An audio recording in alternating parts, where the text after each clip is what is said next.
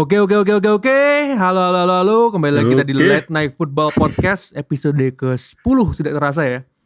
Nah, 9 apa 10 nih? 10 udah 10. Oh 10 ya? Oh iya lupa. Kali ini kita punya layar Lupa lebih juga lebar. ya. Kita punya layar lebih lebar ya. Karena kita cuma berdua. Iya. Cuma berdua. Karena ya itulah kita Ya, Budi sedang berhalang hadir. ada kendala lah. Kendala. Jadi kita Iya. tapi kita harus tetap membahas ini. Karena hal ini Iyalah, sangat ini soal sayang seru nih, buat Ben. dilewatkan. Tapi betul. sebelum kita ke sana, awikan dulu buat teman-teman yang belum memfollow ataupun subscribe. Wajib Follow tuh. kita ada di @let_night_football di Instagram dan subscribe kita ada di channel ini. Nanti kita ada di tombol sebelah sini. Wih, di sini ya, langsung di di sini. sini ya. Di mana, Ben? Di sini. Sini. Sini kiri. Ya, di kiri. Ada tombol subscribe. Nah, dan juga buat Oke. teman-teman yang ingin menikmati kita di platform lain juga ada. Kita ada di Google Podcast dan juga Spotify. Nah, Sabi. sip. Nah, di sini suaraku ada Revin dan di sini ada. Dan aku Ridwan Aziz. Nah. Biasa ya. Karena itu cuma dua, jadi kita tidak akan kuis hari ini ya. Kuis kita batalkan hari ini. Iyalah. Kita tunda. Goreng. Apa kita cuma kayak orang bodoh lempar-lemparan berdua. Nah, Iya makan ya. Lanjutkan. Oke, kita langsung ke topik bahasan. Kita lain Apalagi bukan ya? bahasan kita adalah UEFA Champions League yang baru Pasti. dimulai round match pertama hari Rabu dan Kamis dini hari kemarin. Rabu Kamis. Iya. Ada beberapa laga yang sangat-sangat menarik yang bisa dibilang rasa final lah. Banyak cuy, sumpah Iya. banyak. Semua tim rata-rata bermain atraktif lah. Tapi ada di bentaranya yang pantas kita soroti. Yang pertama itu adalah Paris Saint-Germain melawan Bruges yang ditahan imbang di kandangnya. Bermain di Belgia. Aneh sumpah. Bermain dengan tiga bukan itu ya? Itu dia. dengan tiga Itu dia. tiga trio mautnya. Neymar, Akhirnya ini baru pertama kali loh. iya, Ben. Mbappe Baru dan pertama, kan? Messi Hmm. justru Enggak, ditahan imbang 1-1 sama Bruges. Singkat aja mungkin apa yang terjadi di laga ini menurut kau? Nggak tahu ya, kalau aku nggak terlalu perhatiin full ya, karena ada laga yang lebih seru. Cuma kalau ngeliat dari sekilas, ya ini emang ego sih, Ben. Maksudnya nggak ada yang apa ya, karena superstar semua mungkin belum bisa di manage sama Pochettino kalau gue bilang kurang. Sisanya nggak jelas juga sih mainnya. Tapi paling. kalau dari aku ngeliatnya gini, kayak sebenarnya pemainnya ini kita udah akui lah pemainnya memang bagus kan, sehat kertas. Bagus. Tapi PSG secara tim dari Pochettino-nya aku rasa sistemnya nggak berjalan gitu. Kayak Nah iya itu makanya. gaya main mereka ini terlalu mengandalkan pemainnya. Pochettino belum punya game plan yang Betul. jalan untuk skuad mewahnya ini. Itu sih. Betul. Karena kan sebelumnya di Spurs kan ya pemainnya tahu sendiri kan. Tapi Dapat mungkin kayak gini juga bingung deh. ini ya, kayak mungkin karena perubahan yang terlalu banyak mungkin ya. Juga butuh waktu mungkin. Sehebat apapun pelatih juga iya, mungkin adaptasi butuh mungkin. waktu adaptasi. Ya, betul. Nah, selain PSG ya, karena itu PSG ini membosankan. Nah, ada satu lagi tim yang menang telak, Farmers League. yaitu Ajax di menang Ajax, 1 dari Ben. Iya, sumpah. lawan tuan rumah Si Sporting. Haller. Apa yang terjadi nih dengan Ajax? Haller kocak, Cok. Apa yang terjadi tuh? Aku cuma mau komen ini sih. Haller itu ini gara-gara kita fans Serie A lah ya. Karena si Haller ini ternyata dia itu orang kedua yang bisa nyetak quad-trick di laga debutnya di UCL. Laga debutnya untuk klubnya di UCL. Sebelumnya Van Basten tahun 92 di Milan. Akhirnya Haller bisa mencan itu. Emang padahal dia bawangan West Ham loh. Di West Ham gak terlalu bagus. Bingung juga. Itu sih paling aku mau komen Haller aja. Laganya juga gak nonton aku. Kurang pasti. Oke. Lalu ada laga satu lagi yang cukup membagongkan juga. Manchester United 2-1 lawan tuan rumah Young Boys. Tim dari Swiss. Iya betul. Apa yang terjadi? Cristiano nyetak gol duluan. Padahal Cristiano nyetak gol duluan. Gol yang lagi-lagi. Kalau aku ngeliat Gol yang lagi-lagi aku bilang memang membuktikan positioningnya dia kan. Bayangin dia nunggu bola sejauh itu. betul. Dan dia dapat Betul. gol. Dan semua berubah semenjak hal konyol dari AWB yang mijak engkel orang, kartu merah. Iya, babak pertama kan. Dan di akhir Tapi lebih konyol lagi Jesse Lingard. ya itu Apa yang terjadi? Apa Apa yang terjadi? sebenarnya gini Ben, kalau bilang kartu merah ngaruh apa enggak, itu kan menit 35 ya. Sebelum itu pun juga MU nih megang bola ya, cuma nggak bisa masuk ke dalam kotak penaltinya Young Boys. Kalau nggak salah aku sempat baca kayaknya cuma 1 atau 2 shoot gitu yang dilakuin sama MU di 30 menit pertama sebelum MVP kartu merah ya. Dan juga yang aku sorotin di laga ini selain CR pastinya Van de Beek sih. Kalau aku bilang Kemarin dimainin di sayap kiri dia. Iya Pin, tapi pada kenyataannya di lapangan tuh dia jadi gelandang juga. Pogba yang di kiri. Oh.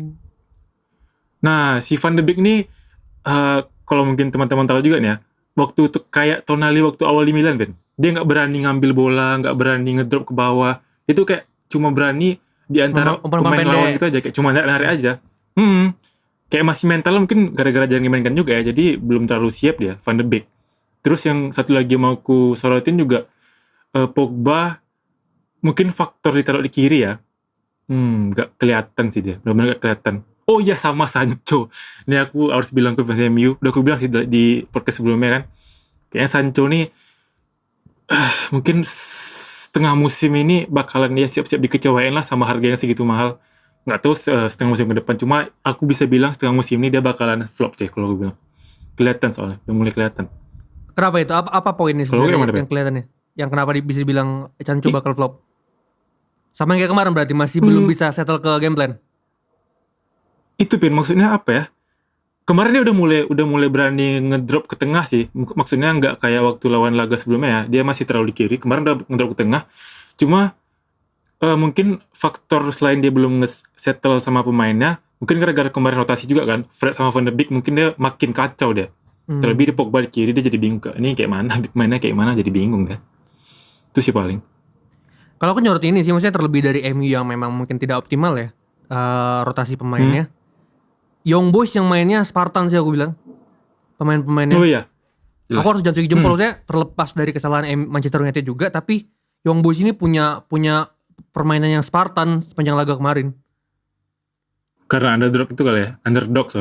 Iya, mereka nggak sungkan-sungkan main menyerang gitu melawan MU. Betul. Oke, cukup untuk MU. Tapi ini Pen. Oke, cukup lah. Nggak jadi. Takut salah ngomong aku. Oke, cukup untuk lanjut. Kita punya 3 bahasan topik yang sangat-sangat seru ini, big match ini yang rasa final. Ini baru seru deh. Dari kita bahas berdasarkan urutan pertandingan aja ya. Yang pertama adalah yang terjadi di Camp Nou. Barcelona 0-3 melawan musuh bebuyutannya. Memalukan. Bayern Munich. Bukan musuh, Ben. Melawan apa ya?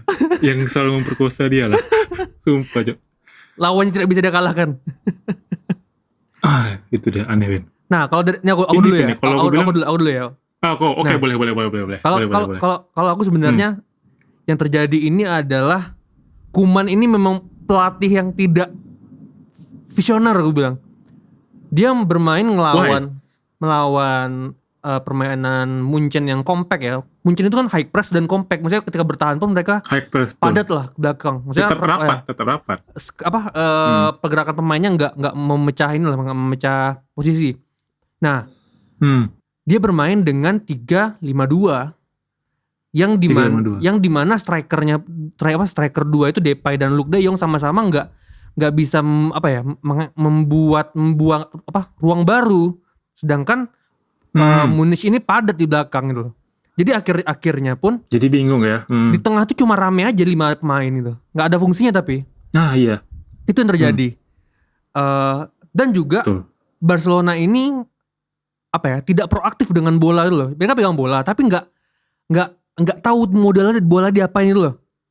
Ini kita mau game plan menyerangnya seperti apa. Akhirnya mereka nggak punya shot on goal kan, 0 shot on goal ya. Maksud itu outputnya itu karena mereka nggak tahu bola ini mau diapain, nggak bergerakan bola secara proaktif ya. Akhirnya ya 0 shot on goalnya. Mereka termakan sama barisan pertahanannya Munchen. Tapi kalau kau gimana tuh? Aku bahas dari Barcelona nih. Kalau dari kau gimana? Barcelona ya. Aku bahas Munchen berarti ya. Kalau aku nggak ngerti bener. Munchen itu kayak dari dulu ya selalu jadi apa ya? Kalau diibaratkan tuh kayak kryptonite-nya Barca gitu lah. Iya betul. Mau sehebat apapun Barca pasti kayak on Munchen tuh kayak nggak tahu ya. Pasti entah kalah telak atau mungkin bahkan ini ya. Bahkan seingat aku ya semenjak Barca All Star lah, Barca mulai naik di 2010 ke atas. Satu-satunya momen Barca bisa mendominasi Munchen terakhir itu yang zamannya Lionel Messi ngolongin Boateng terakhir. Setelah itu udah gak ada lagi. Oh 2015 Iya itu masih ada terakhir yang mereka Neymar juara, kan? yang mereka juara itu terakhir kan. Setelah itu ya udah nggak ada. Iya itu terakhir. Sisanya mereka ya udah itu buncen sejarahnya. Apa lanjutkan dong? Ini Ben, aku mungkin nangkep sih Pun kalau emang 3-5-2, tapi mungkin bagus Ben aku bilang soalnya Munchen kan mainnya 4-1-4-1 kan. Jadi mungkin Barca nih coba ngimbangin 4-nya Munchen itu loh. 4-nya itu kan soalnya emang udah lama main kan, lama main bareng kan. Cuma yang agak aneh dari Koeman itu 3-5-2, tapi back sayapnya tuh bukan pemain yang punya kecepatan gitu loh. Sergio itu sama Alba yang main jadinya Roberto ya kayak benar-benar. apa Yang main ini Roberto ya. Yang kayak dimainin pemain aku yang bilang cenderung tuh- jadi pemain bertahan sebenarnya. Iya, jadinya Davis tuh kayak enakan buat apalagi Davis Iya, kan betul, lawannya betul, Roberto. Ya, betul. kalah lah sama Davis digituin terus. Buktinya kayak dari babak pertama dari menit awal aja aku tonton Barca tuh kayaknya nggak bisa megang bola sama sekali. Megang pun juga bingung mau ngapain. Nah, itu Karena aku kau bilang bilang tadi kan iya. pressnya bagus. Pressnya bagus. Nah, tuh Barca ini juga pemain kreatifnya siapa lah Pedri sama De Jong aja sih saya nggak tahu si Luke De Jong yang dibeli itu nggak ada guna kayak mending Depay walaupun Depay ya malam itu nggak terlalu kelihatan sih. Cuma ya entahlah kalau gue bilang ya mungkin kalau dibilang Munchen calon juara lagi kalau gue bilang bisa sih. Tapi gini, sampai jadi bahasan beberapa pundit dunia lah. Sebenarnya Barca ini apakah masih masuk tim elit di UCL sekarang? Karena aku setuju dengan beberapa pendapat Barca yang sekarang udah tidak ada di kelas elit lagi sebenarnya. Oke, mereka masih jadi contender di La Liga lah. Tapi apakah dia masuk klub elit di UCL yang misalnya klub yang otomatis wah ini pasti semifinal atau final nih. Aku rasa dia udah nggak ada di level yang sama dengan Munchen lagi, seperti 5 atau 6 tahun yang lalu. Sepakat sih aku. Kalau misalnya mau dibanding sama Munchen sepakat, tapi mungkin ya kayak tim kelas 2 lah ya si Barca ini sekarang ibaratnya. Tuh di UCL. Cuma kalau lolos grup kayaknya aku masih bisa lah. Lawannya kan Benfica sama siapa? Kiev ya? Ya kayaknya sih ya. Tapi mungkin Benfica yang mungkin bisa kalau kejutan mungkin Benfica, cuma nggak tahu sih. Tergantung Koemannya gimana lagi. Iya. Oke. Sulit sih. Ada lagi mungkin terkait Barcelona melawan Munchen? Duh. Apa ya? Nagelsmann mungkin? Nah ada sih Ben kalau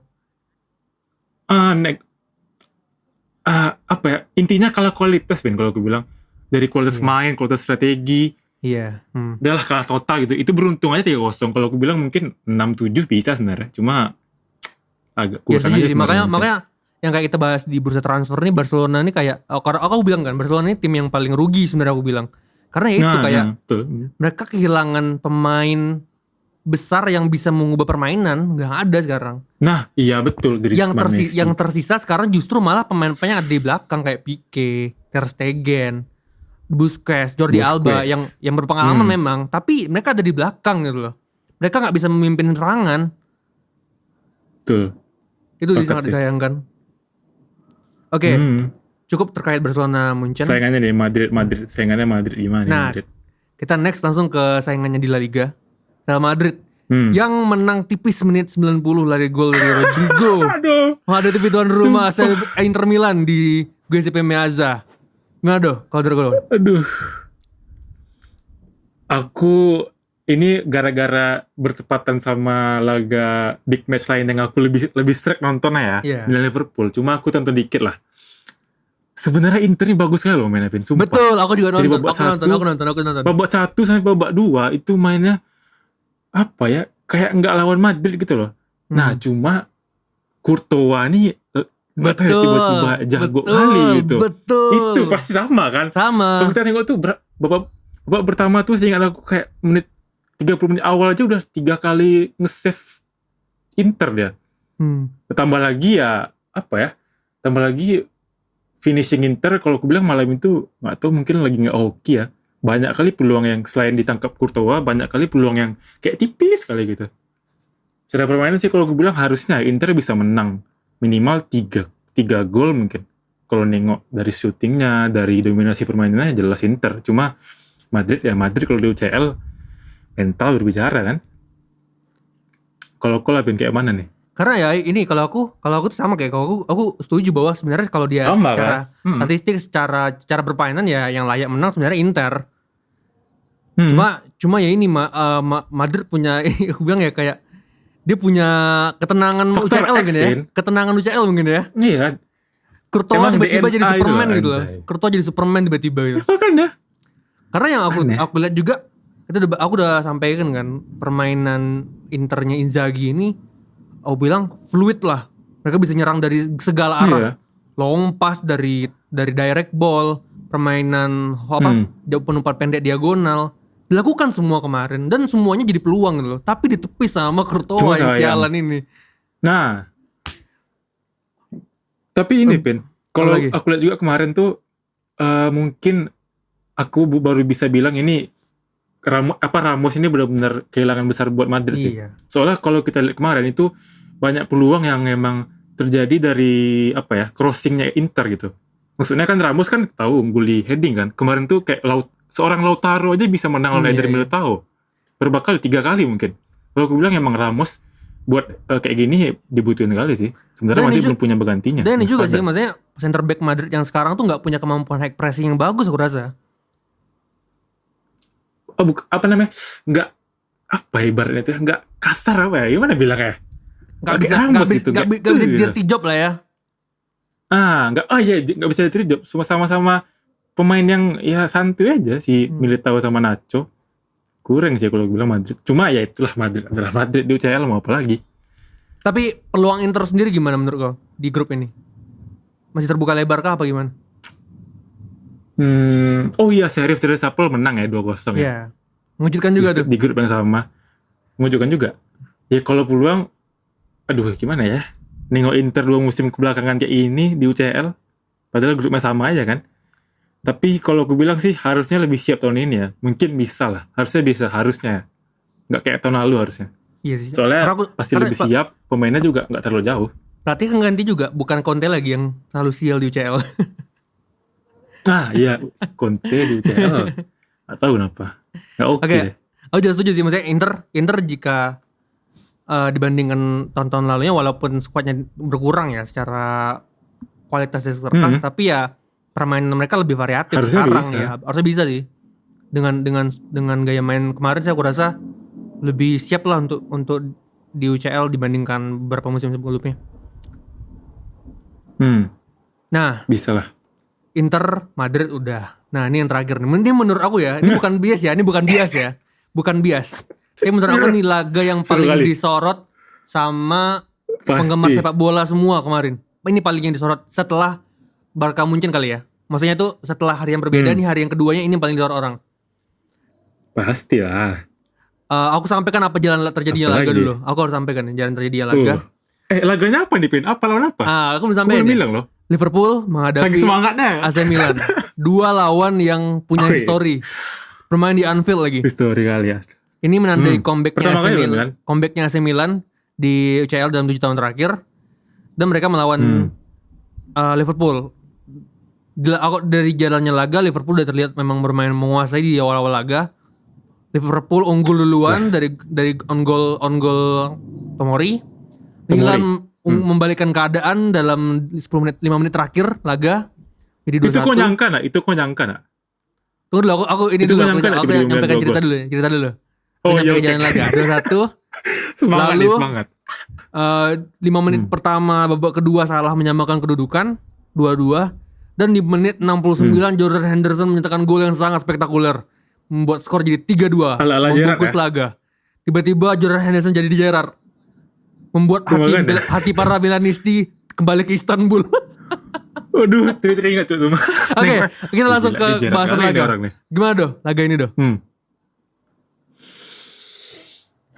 Sebenarnya ya Milan dari awal sih kalau gue bilang udah pasti kalah ya. Maksudnya di sekertas 5 menit aja nih, Pin. 5 menit pertama nih itu aja kayaknya udah 2 shoot Liverpool. Bayangkan, sumpah emang dari awal tuh udah kelihatan mental. Walaupun Milan punya DNA UCL ya katanya. Cuma ya udah lama gak main di UCL, tambah lagi lawannya Liverpool di Anfield lagi. Ya selesai, kayak Theo salah passing, Benacer yang biasanya bagus salah passing. Intinya semuanya salah passing, kecuali babak pertama yang ku bilang bagus mungkin Brahim sama Leo aja sih. Sisanya mentalnya kena kali.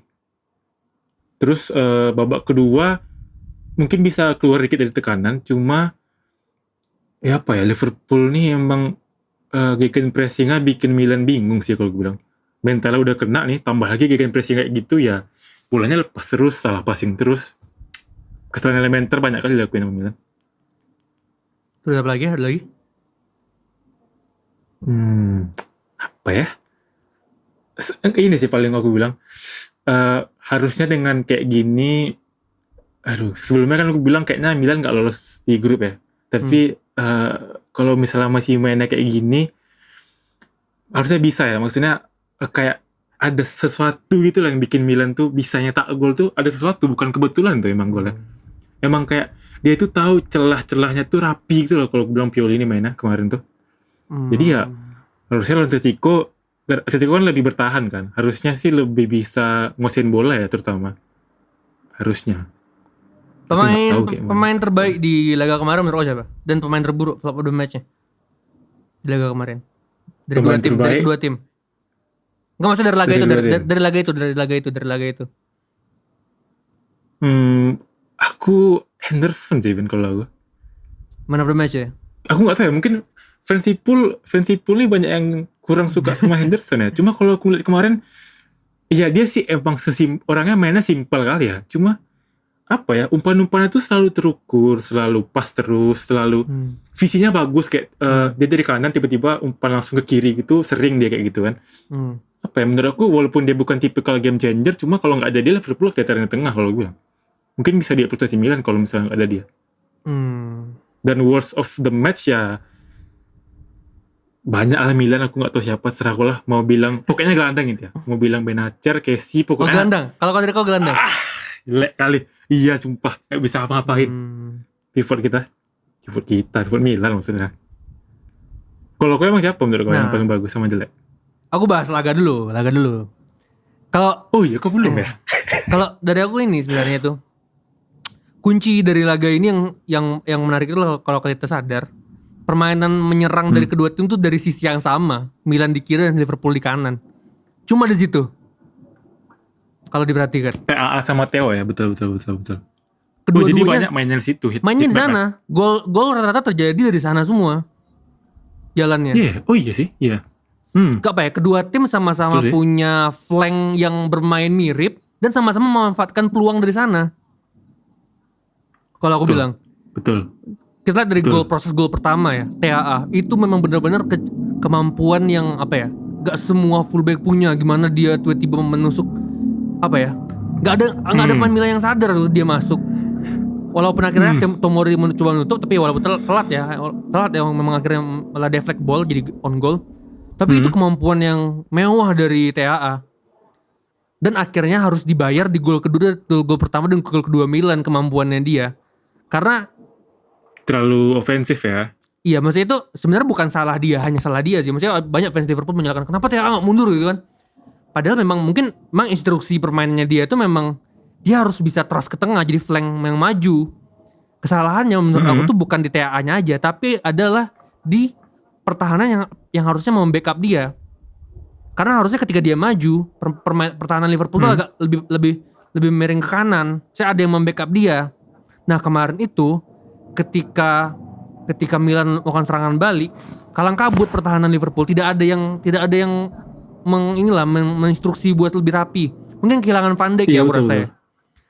Iya, kemarin dia gak main ya, heran juga aku. Karena kemarin gue liat Gomez itu kayak dia bingung mau siapa yang di-press ketika serangan balik Milan tiba-tiba rame, tiba-tiba 5 orang Milan melawan 4 main Liverpool gol kedua. Itu tuh kayak Gomez tuh bingung gue rasa. Jadi kunci permainan laga kemarin sih di sisi yang sama ya, lini kiri Milan dan lini kanan Liverpool. Jadi kalau untuk pemain terbaik, aku setuju dengan kau deh. Jordan Henderson. Atau Mohamed Salah sih pilihan aku, antara dua itulah. Mohamed Salah. Salah nggak gagal penalti ya? Ya tapi lebih dari itu adalah dia yang membuka pintu buat TAA kan. Maksudnya itu TAA bisa masuk tuh karena ekspornya dia gitu. Kemampuan dia buat narik striker pertahanan Milan. Nah, orang tuh udah ngasih atensi ke dia soalnya. Betul. Itu kemampuan Salah yang gue bilang juga mewah. Tapi untuk pemain terburuk di laga ini, aku harus nunjuk Theo sih, mau nggak mau ya. Walau terlepas dia memang menyerangnya bagus. Kelihatan ya. Dia jadi lubang di Milan. Mental. Lubang di Milan. Aku ngeliatnya lebihnya akhirnya Tomori yang harus membereskan sisa kerjaannya dia gitu loh. Tomori harus kerja keras jadinya. Tomori emang solid sih Dan emang. Mike Nunn.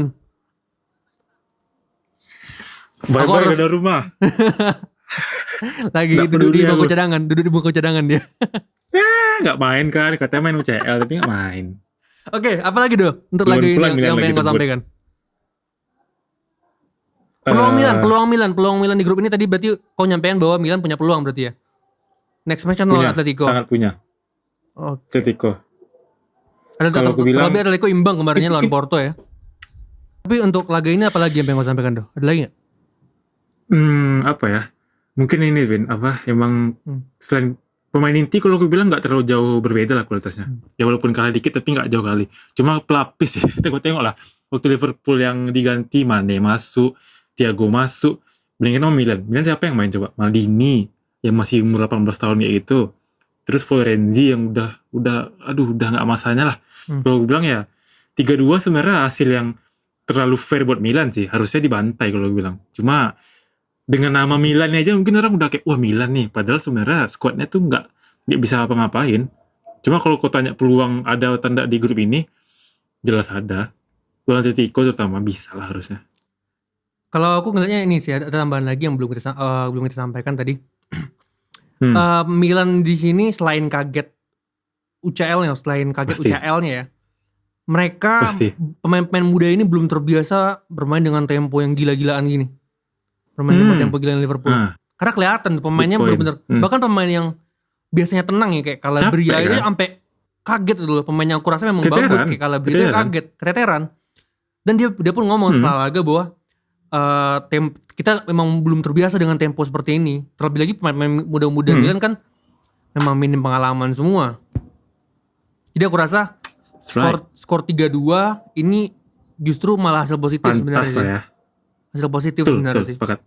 Maksudnya kita bisa melihat Milan yang punya potensi dan ada hal nilai lebih yang bisa ditawarkan mungkin di laga-laga berikutnya. Ada yang dibawa pulang ke Italia lah kalau gue bilang. Nggak cuma main bertahan tapi kalah tipis itu beda kan. Bisa lah. Let's go, Milan. Saya. Let's go. Oke, untuk UCL sendiri akan dimulai lagi di tanggal 28-29 September. Di 2 minggu lagi berarti ya? sebulan ini. 2 minggu lagi. Hmm. Nah, satu match pertama ini benar-benar membuka mata kita lah buat beberapa laga-laga seru. Dan juga aku lupa sampaikan, ada satu lagi laga yang cukup seru yaitu City yang menang 6-3. Oh iya, betul. Yang pesta gol. Kedua tim lupa bertahan kayaknya. Lawan Leipzig. Sama-sama Ada komentar, terbuka kali kayaknya kalau aku lihat. Ada komentar dong laga ini? Sama-sama main terbuka. Intinya Iya. kayak mirip-mirip Milan Liverpool, Pen. Cuma ini kayaknya lebih gila lagi. Maksudnya secara Pertahanannya defense, kurang ya. kalau gue bilang 6, iya bukan gara-gara nyetak gol sih, tapi berarti pertanyaannya sama-sama jelek. Itu aja. Oke, Bukan sih. mungkin untuk bahasan Champions League cuma cukup sampai sini ya, karena laganya cuma baru match day pertama aja. Mungkin kita bakal ketemu belum banyak seru juga iya, sih. Iya, mungkin kita bakal ketemu di episode spesial UCL ini di 2 minggu lagi. Jadi buat teman-teman yang pengen terus Semoga. dengerin kita, pengen terus kita tetap eksis nih, tetap kita Jangan pengen lupa. banyak kita ini, jangan lupa tetap di subscribe. Wih, Ada di sini pastilah. nanti, ada di sini, ada di sini. Jangan lupa subscribe. Dan juga untuk kalau pengen nonton video-video kita yang lain ada di sini. Nih. Oke, jangan lupa semua gaskan dia. Oke. Sampai jumpa di episode berikutnya. Saya Revindo Kurniawan pamit. Saya Ridho Aziz pamit juga. Ciao.